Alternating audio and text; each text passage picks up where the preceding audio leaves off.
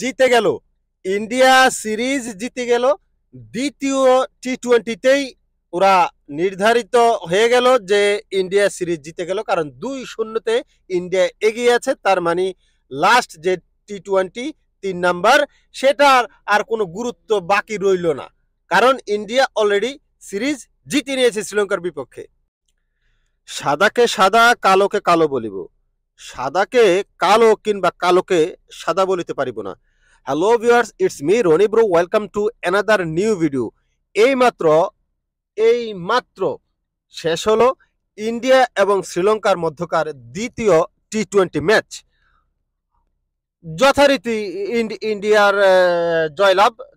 ইন্ডিয়ার জয়লাভ, এবং এই জয় লাভের সুবাদে ইন্ডিয়া কিন্তু টানা দ্বিতীয় টি-20 ম্যাচ জিতে অলরেডি সিরিজ জিতে নিয়েছে।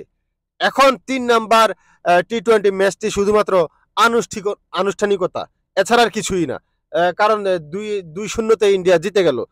দেখেন, যদি বিচার করতে চাই ইন্ডিয়ার যে ব্যাটিং লাইন আপ এবং বোলিং লাইন আপ, এটা নিয়ে আমি সকালে একটি ভিডিও বানিয়েছি, সেটা দেখে নিতে পারেন।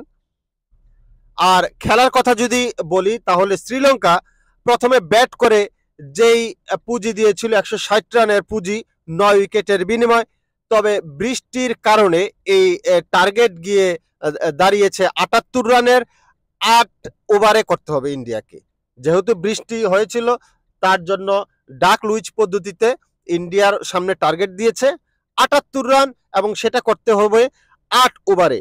আর ইন্ডিয়া সেটা করেছে 6 ওভার 3 বলে।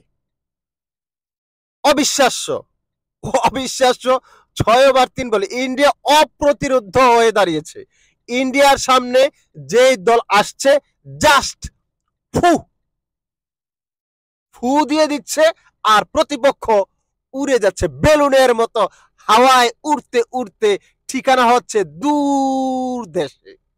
এনিওয়ে, যদি শ্রীলঙ্কার ব্যাটিং লাইন আপের কথা বলি, কুশাল পেরেরা ভালো ব্যাট করেছে, 50 রান করেছে, এবং ভালো স্ট্রাইক রেটে। কুশাল পেরেরা 34 বলে 53 রান করেছে, 6টি 4-এর মার ছিল এবং 2টি 6-এর মার ছিল। যথেষ্ট ভালো একটা ইনিংস খেলেছে কুশাল পেরেরা। তবে বৃষ্টি বিঘ্নিত ম্যাচ আমার কাছে কখনোই ভালো লাগে না, কারণ খেলার উত্তেজনা নষ্ট হয়ে যায়। যাই হোক, 78 রানের টার্গেটে ব্যাট করতে নেমেছিল ইন্ডিয়া।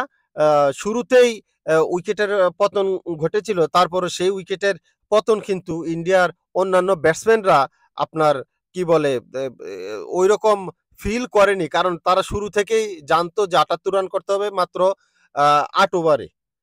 6-8 48 বলে 78 রান করতে হবে, শুরু থেকেই মার মুখে ছিল।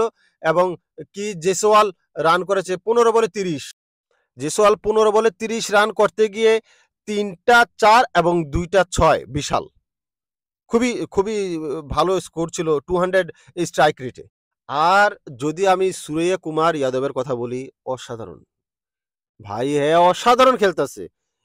কি যে শুরু করছে, গত কালকের ম্যাচেও দেখলাম যে 223 স্ট্রাইক রেটে ব্যাট করেছে, আজকেও অসাধারণ 12 বলে 26 রান, 220 স্ট্রাইক রেট, অসাধারণ। 4টা 4 এবং একটা 6, অসাধারণ ব্যাট করেছে। এক কথায় মানে কি বলে, সময় উপযোগী যে ব্যাটিংটা দরকার ছিল ক্যাপ্টেনের কাছ থেকে, সেই রকম নক কিন্তু সূর্য কুমার যাদব খেলেছে। এবং পরবর্তীতে হার্দিক পান্ডিয়া আপনারা সবাই জানেন সে কতটা মানে কি বলে, তার হাতে কতটা স্ট্রোক আছে, স্ট্রোক মেকার কিন্তু সে, এবং তার যথাযথ ব্যবহার কিন্তু সে আজকে করেছে। তার কবজির যে জোর, সেটা যথাযথ ব্যবহার আজকে করেছে। লাস্ট মুহূর্তে ফিনিশিংটা, যে রং তুলির আঁচড় দেওয়ার প্রয়োজন ছিল, সেই রং তুলির আঁচড় কিন্তু হার্দিক পান্ডিয়া দিয়ে দিয়েছে। মাত্র 9 বলে 22 রান করেছে, মাত্র 9টা বল খেলেছে, 22 রান করেছে, 3টা 4 এবং একটা বিশাল 6-এর মার। Strike rate 244, I think. আমি যদি ভুল বলে থাকি সরি, কিন্তু 240-এর কাছাকাছি স্ট্রাইক রেট। অসাধারণ। ইন্ডিয়া যেইভাবে মানে চাচ্ছে ঠিক প্রতিপক্ষকে সেইভাবেই কিন্তু দুমড়ে মুচড়ে দিচ্ছে এক কথায়। যেইভাবে চাচ্ছে ঠিক এইভাবে দুমড়ে মুচড়ে দিচ্ছে। দেখা যাক তৃতীয় ওয়ানডের ৩য় টি-20 কি হয়। তবে আর তো সেই গুরুত্ব রইল না যেহেতু ইন্ডিয়া অলরেডি সিরিজ জিতে নিয়েছে। এনিওয়ে আপনাদের কি ভাবনা ৩য় ওয়ানডেতে কি আ ইন্ডিয়া জিতবে কি জিতবে না? কি মনে হয় কমেন্ট বক্সে কমেন্ট করে জানাতে পারেন। আর কে কোথা থেকে দেখছেন? আমি এটা একটা জরিপ করতে চাই। কে কোন জেলা থেকে দেখছেন আপনারা সেটি একটু কমেন্ট বক্সে কমেন্ট করতে আ ভুলবেন না। আর আপনি যদি আমার এই ভিডিওটা YouTube চ্যানেল থেকে দেখে থাকেন তাহলে চ্যানেলটি সাবস্ক্রাইব করবেন। আর আপনি চাইলে আমাকে Facebook এ ফলো দিতে পারেন। তার জন্য RONYBRO that's mean Rony bro লিখে আমাকে Facebook এ সার্চ দিলে আমাকে পেয়ে যাবেন। আর যারা অলরেডি Facebook পেজ থেকে দেখছেন তারা ভিডিও লাইকের পাশাপাশি আমার চ্যানেলটাকে লাইক দিয়ে রাখবেন, ফলো দিয়ে রাখবেন।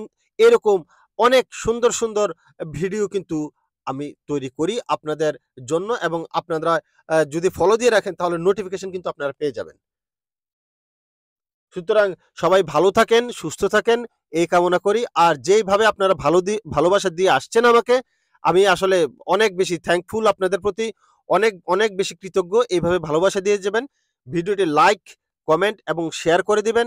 কমেন্ট বক্সে সবার জেলার নাম উল্লেখ করবেন। আমি দেখতে চাই কে কোন জায়গা থেকে আমাকে দেখছেন। ভালো থাকবেন, সুস্থ থাকবেন। আল্লাহ হাফেজ।